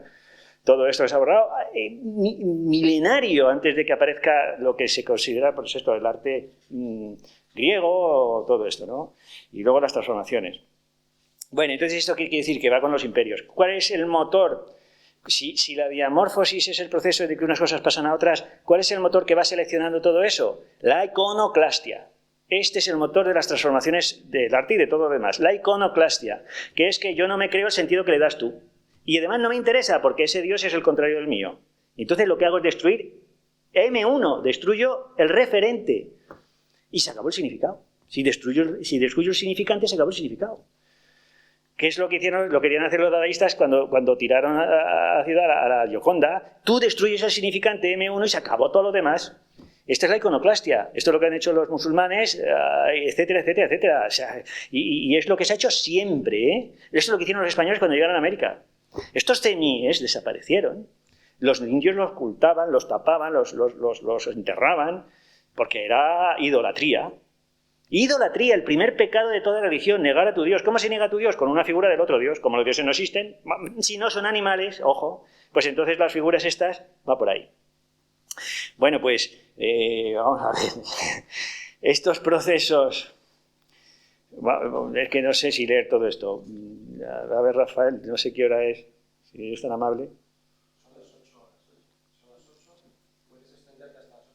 Hasta las 8:30, os dejo un ratito más. Vamos a ver, es que aquí el proceso lo que interesa es que este proceso de estos fundamentos, ¿no? De los fundamentos del arte, ¿cómo se entienden estos fundamentos? Los fundamentos estos que estamos diciendo del idealismo y del materialismo, pues bueno, hemos hecho una pequeña clasificación que hemos sacado de los valores morales, además, que lo tiene bueno referido a los valores morales, donde pues hay 6 concepciones del asunto. Si suponemos que estas sustancias con las que se trabajan tienen materia y forma, entonces este es el significantes y significados, etcétera, ¿no? Y entonces el primero, podríamos decir que son 6 decimos. Lo primero, el que niega todo fundamento. Las obras de arte. No hay un fundamento oculto de un modo o de otro, o lo que sea, entre estas materias y las formas, y esto y lo otro. Es decir, es lo que está dado como tal y se llama arte. Y lo interpreté yo de un modo, lo interpreté el otro de otro modo, lo crea yo sustantivo, el otro adjetivo. Esto es la propia positividad de las cosas con las que se trabajan, con las que se juegan, con las que se... Es que yo creo que es el positivismo en el arte. El positivismo en el arte es esto. Se muestra, dice Wittgenstein, la cosa se muestra, que te gusta, que no te gusta, ¿verdad? No es como el lenguaje, sino que lo que dice en el Tractatus, ¿no? Es algo con lo que se juega, que tiene sus funciones sociales, que a unos, etcétera, ¿no? Esto es pues, el campo pragmático. Yo creo que es la idea, la primera idea. No hay un fundamento ajeno al propio juego y al propio significado que se está dando. Esta es la idea. La segunda, los que entienden que este fundamento está de estas obras, de estos procesos, de estas cosas, porque son cosas, todo lo artístico tiene que ser una cosa, ya sea musical, ya sea escrito. La escritura es una cosa, se tiene que ver, se tiene que tocar, se opera con él, es una cosa, etcétera. Digo, la literatura, la las letras. Entonces aquí se pone el fundamento en la materia, digamos en el significante, más que en el significado. En el significante, entonces depende de los contenidos que está tratando. Si son M1, pues entonces estamos tratando con naturalezas, en este caso, con naturalezas, entonces el arte es una mímesis, es una reproducción, es una imitación, estas teorías, ¿no? Estas teorías iban por ahí, que es la propia la técnica, con esas cosas materiales. El fundamento está ahí, en esos elementos, y ahí se agota, por así decir, ¿no? Las artes mecánicas siguen por ahí, ¿no? Si el fundamento de la obra se pone en M2, digamos, en los procesos psicológicos, sociológicos, etcétera, pues entonces aquí pues el arte es el agrado, que es lo que dice Santo Tomás. Lo bello es lo que me agrada. No más allá de la tesis de Santo Tomás, claro, por eso nunca se tuvo en cuenta cuestiones estéticas y estas cosas, ¿no? O, por ejemplo, esto es lo que decías del subjetivismo, el expresionismo. El arte es expresión de una idea, de un sentimiento, de expresión de una idea. Yo me pongo en mi taller, me pongo a pensar y voy a expresar esto. Entonces hago ahí, esta es la idea, ¿eh? Sale de M2, sale del sujeto que está ahí pensando, a ver qué voy a realizar, del creador, del artista, del genio. Así no funciona el arte. No tiene nada que ver con el arte. Ni estoy esperando que venga la inspiración divina de Dios. No. O sea, esto es completamente contraproducente para todas las escuelas de artistas, estar pensando esto. Esto es lo más contraproducente que posible, ¿no? Es que es la traducción de la idea, de la metafísica, de lo que sea, en estructuras físicas, musicales. Es que eso es que no es así. No tengo que estudiar yo lo que sea teorías para luego hacer música o eso. No, señor. Esto quiere decir que para los que están estudiando estas cosas, pues es un camelo muy bonito de que lo divino está a través de ti, pero es completamente contraproducente. Tú ponte a estudiar ahí y luego veremos si tiene algo de valor lo que haces o no. O sea, vamos a estar ahí. Tenemos la primera, la segunda, la tercera, la cuarta. Cuando el fundamento de la obra se pone en su carácter abstracto o relacional. Por ejemplo, más bien tiene que ver con las artes liberales, ¿no? Si son estructuras matemáticas, proporciones perfectas, armónicos, intervalos, cuando se ponía ahí el fundamento, ¿no? Figuras icónicas, modelos canónicos, prototipos ideales, este sería un carácter relacional, diríamos M3, estas que están actuando de algún modo como fundamento del valor o lo que se entienda por arte en este caso. Luego, ahora, teorías que ponen como fundamento de la obra en la forma, no en la materia M1, M2 o M3, sino en la forma significativa, que suele ser trascendental o espiritual o esto, ¿no? Entonces aquí es esto, es la idea más o menos de las artes divinas. Es que hay signos divinos, signos, símbolos, o mitos, alegorías, estas normas geniales que están ahí funcionando, ¿verdad? Este carácter formal, puro, significativo, actuando sobre los referentes. Entonces los significantes pues son una especie de trámite que cumplir, que es que yo, en plan, el simbolismo de Cassirer, esta que viene de Kant, todo esto, ¿no? La esencia del hombre son esos símbolos y entonces el arte no es más que esa traducción de esos símbolos con los que estamos trabajando. Y por último, yo creo que es la posición que podemos tener nosotros, que es el materialismo filosófico, que es que el fundamento de estas obras es una conjugación entre la materia y la forma. Es decir, no está el significante por un lado y el significado por otro, sino que es una conjugación entre significantes que tienen ellos mismos forma y materia y significados que tienen forma y materia. Esta conjugación, esta implicación, yo creo que esto es lo que, si se puede llamar fundamento de estas obras o fundamento de las cosas que se hacen, pues está aquí. Claro, que tiene que producirse a través de las operaciones, ¿no? Entonces, aquí la diferencia está en entender esta sustancialidad de modo aristotélico como un sustrato o de modo, como lo tenemos nosotros, que es una sustancia actualista, que se tiene que dar en el presente. Y si desaparece la sustancia, es decir, desaparece el referente, desapareció. Que es la iconoclastia. Hay que destruir los referentes. Hay que destruir a lo que sea, a lo que está por ahí, a lo que se le reza, tal, eso fuera. Y entonces aquí, pues esto, la sustancia aristotélica es el sustrato y los accidentes se entienden en función de ese sustrato. Por eso Hume puede negar las sustancias, porque dice, si no la veo. Claro, Hume niega la sustancia, que es lo que mueve a Kant, ¿eh? A Kant le mueve la crítica de Hume. Entonces Kant va a decir, no, pero es que la sustancia está en tu yo trascendental. Todavía peor.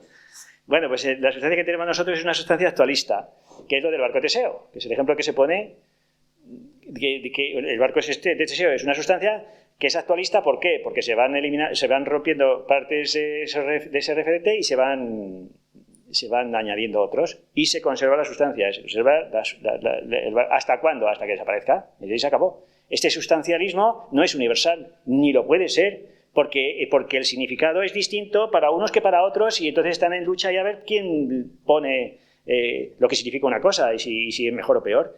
Que eso es todas las escuelas de arte y en cine pasa igual. Unos niegan a otros, otros los afirman y eso es lo normal. Eso es lo normal.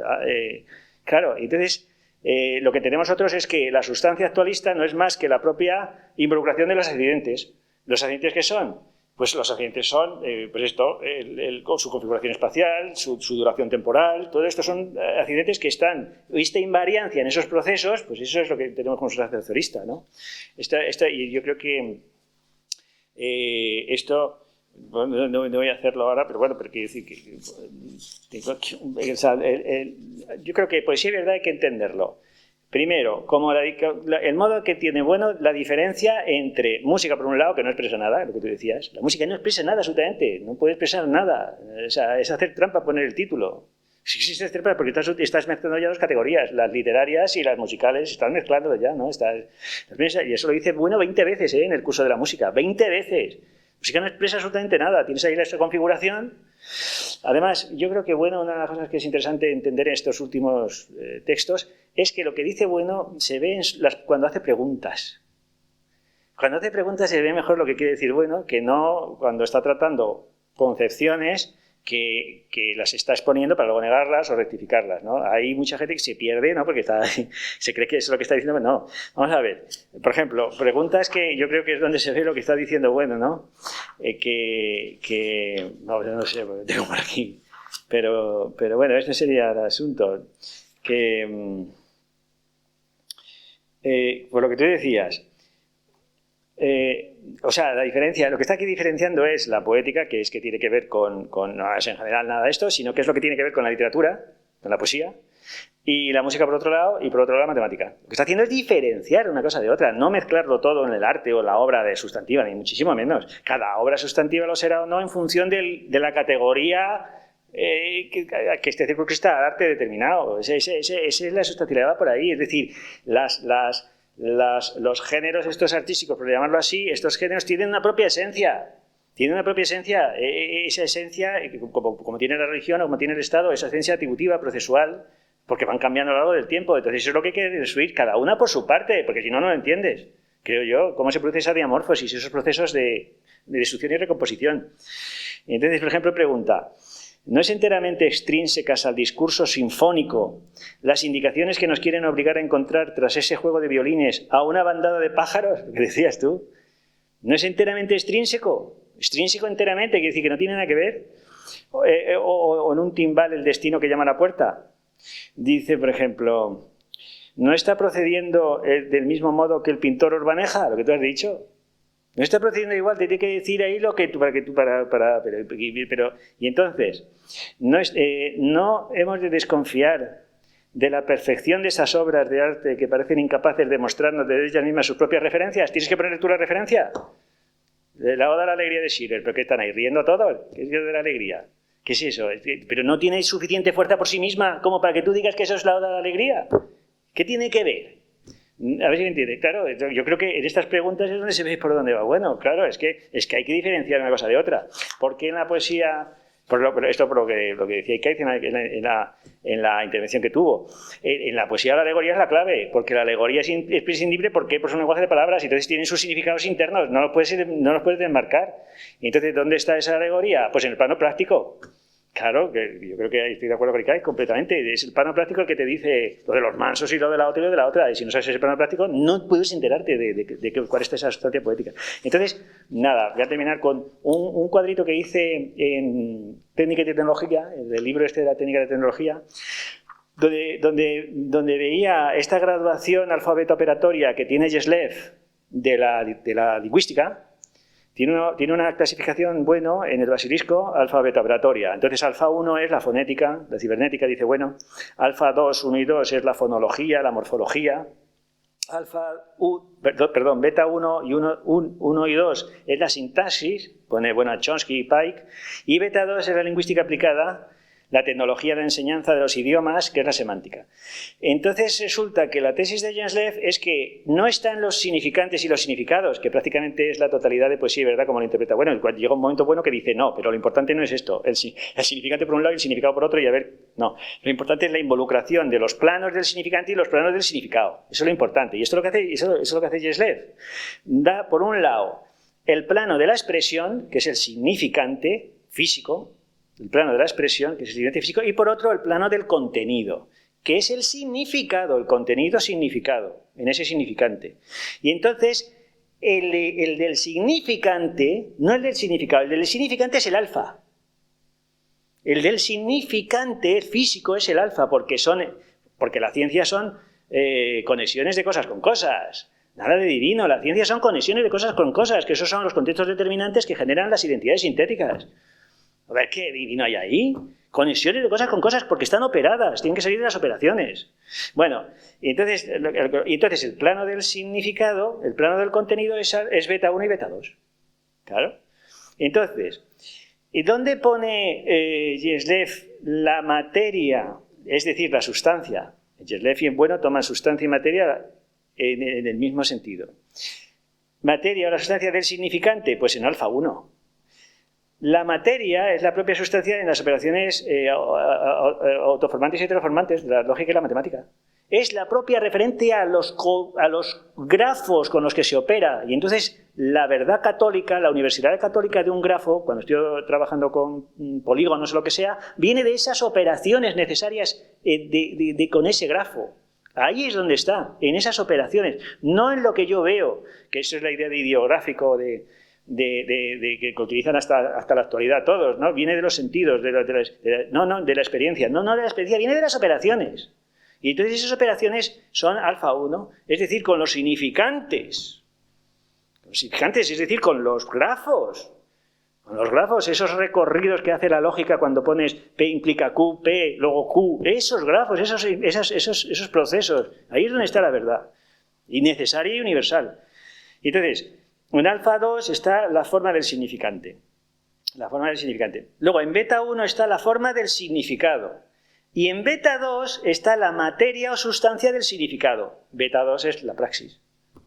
Ahí es donde está la alegoría. Yo estoy de acuerdo, y según he entendido yo que dice Ikai. Esa es la materia o sustancia del significado. Que tienes que conocer mansos y señoritas, y etcétera, etcétera, etcétera. Esos procesos alegóricos, esa sustancia está ahí. Yo creo que, entonces, por concluir, entonces, lo primero, la idea de sustancia no es unívoca. No se puede decir obra de arte sustantivo y arte menos. Arte es un mito completo que viene con la cultura, cuando viene con la cultura, y aparecen a la vez, etcétera. Que dependen de unas esencias processuales que se van desmarcando unas de otras, y pues cada una de ellas en diferentes géneros. Pues una es la arquitectura, otra es la escultura, y son distintas, no las puedes mezclar, porque entonces te quedes, esa esencia desaparece, aunque estés trabajando con sustancias, claro, tienes que trabajar con sustancias, referentes, etcétera. Otra es la literatura. Entonces, si quieres reconstruir alguna cosa en serio, pues reconstruye la esencia procesual de esas categorías que está trabajando con esas sustancias, que tienen materia y formas, y etcétera, etcétera, involucradas, y que no es universal porque va a venir uno y te lo va a tirar a la basura. Eso estate seguro. Va a venir uno y te lo tira a la basura, ni eterno ni absolutamente nada. Porque eso es lo que ha pasado hasta ahora, ¿verdad? Y si no llegan esto de Winkelmann y llegan los alemanes, las estatuas griegas todavía estaban por ahí. O sea, quiere decir que es que se reconstruyen, se reintroducen, etcétera, etcétera, todos esos contextos, todas estas teorías que están aquí, y todo el arte moderno, pues es esto, que es lo que dice Picasso. Dice, el arte es una degeneración desde las cuevas de Altamira para acá, es una degeneración total. Dice Picasso que cuando vio Picasso, el gran mito, ¿no?, del artista del siglo XX, Picasso cuando vio los fetiches, pues en el Trocadero, cuando llegaron a París en 1912, pues ya se dio cuenta que por qué él era artista. Él era artista porque estaba haciendo esto que sacan los demonios, cuando pintaba estaba haciendo un exorcismo, eso estaba haciendo su inconsciente, sus deseos inconscientes, ahí estaban saliendo. Y bueno, pero Miró también, etcétera, etcétera. O sea, quiere decir que cuando se van encontrando, estos procesos se van influyendo, etcétera, etcétera, etcétera, y entonces hoy en día, pues el arte que tenemos hoy en día, el arte contemporáneo, pues esto que, a ver lo que dura, esto sufre un proceso de iconoclastia inmediato, va a la basura el 90%, ¿no? Es iconoclastia total, ¿no es verdad? Bueno, pues por aquí, gracias.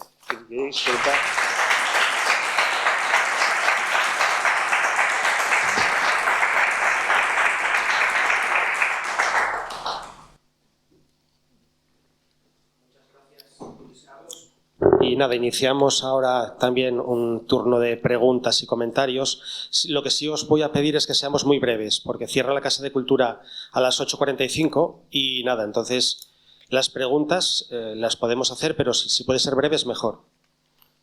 No sé si alguien quiere preguntar algo. Es que ha quedado todo muy claro, ¿eh? Yo creo que ha sido... Bueno, pues me atrevo yo a preguntarte algo, Luis Carlos. Bueno, me ha gustado mucho, primero, la conclusión que has dicho ahora al final, que bueno, claro, la problematicidad que hay en torno al concepto de arte sustantivo, porque arte es un una idea oscura donde las haya, y sustantivo o sustantividad también es una idea no unívoca, y por lo tanto hay que andar con pies de plomo cuando se habla de la idea de arte sustantivo. Completamente de acuerdo, y eso creo que es un acierto muy, muy importante que hay que reconocerte, porque venimos hablando mucho tiempo de arte sustantivo y a lo mejor no hemos reparado en esta problematicidad de la idea. Entonces, eso por un lado. Por otro lado, nada, simplemente dos observaciones menores, a ver un poco cómo las interpretas. En un momento dado te he escuchado ubicar el arte sustantivo en el eje radial.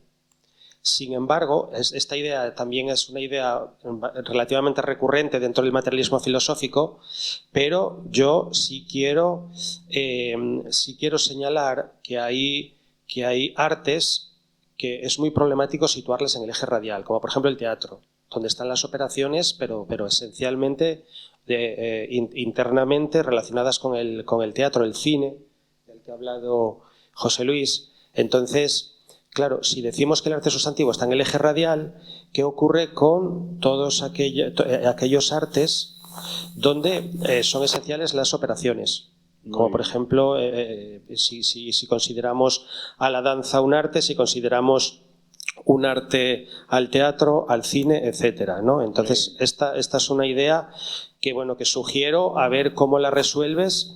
Y bueno, y ahí lo dejo. Y después, bueno, sobre la idea de diamorfosis, que yo estoy de acuerdo, es una idea que utilizas para dar cuenta de cómo el arte se va transformando continuamente a partir de logos, por decirlo así, de las artes previas, que son descompuestas, recompuestas, etcétera.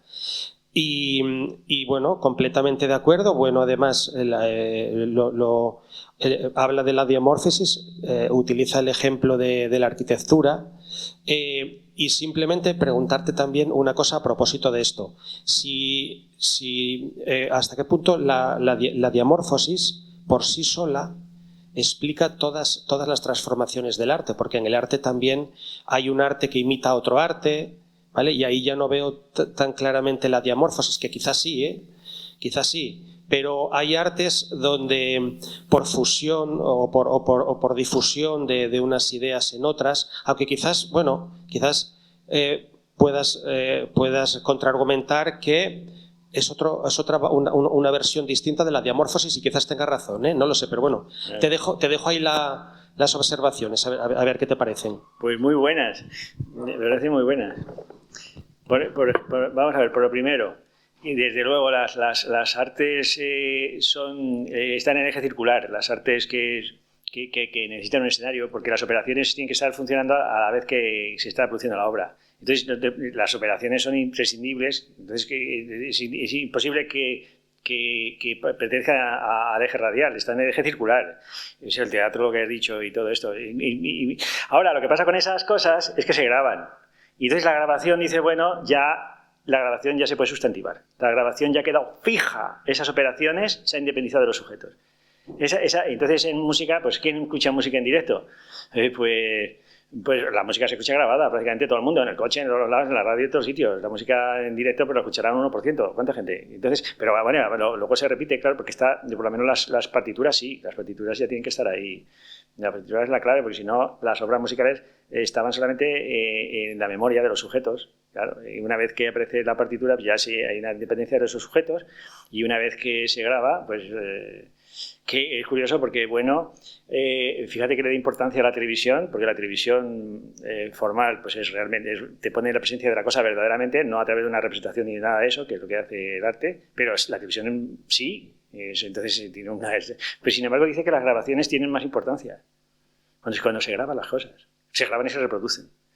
A mí me llama la atención, pero vamos, prácticamente está casi todo grabado ya. O sea, en cuanto a una cosa se considera valiosa, se graba, no se quiere perder, ¿no?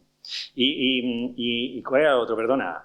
O sea, lo de la diamorfosis. Es que la diamorfosis, como viene de procesos de construcción y reconstrucción, pues la tercera forma de construcción y reconstrucción es respecto del contexto.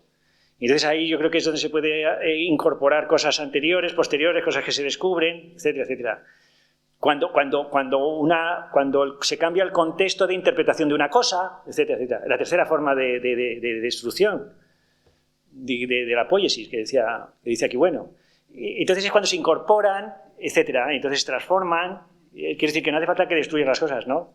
Por lo menos en la primera y la segunda sí, a un nivel material o formal, pero en la tercera no. De todos modos, incluso aunque grabes el teatro, grabado, el cine... Ya, pues sí, entonces... No se puede segregar, claro. No se puede.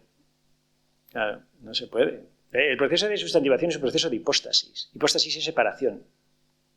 Eso dice, ¿no?, en el Pelayo. Sustantivación e hipóstasis. El otro lado dice fetichismo, o sea que... Ya, yo meto aquí esa. Bueno.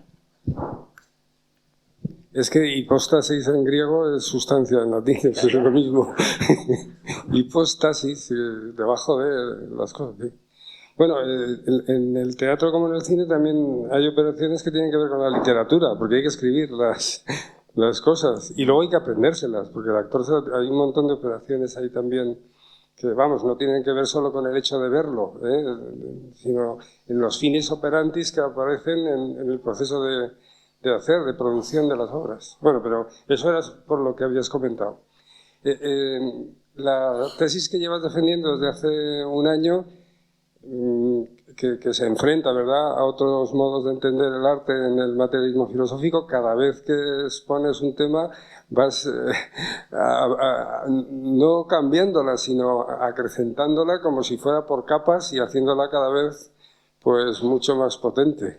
O sea que te felicito. Eso esperemos. Te felicito. Y si me permites solo hacerte un comentario, porque me llama mucho la atención, cuando has tocado el tema de este señor del siglo XVIII, que hablaba del mediador plástico. Sí, Woodward. Woodward, ¿no?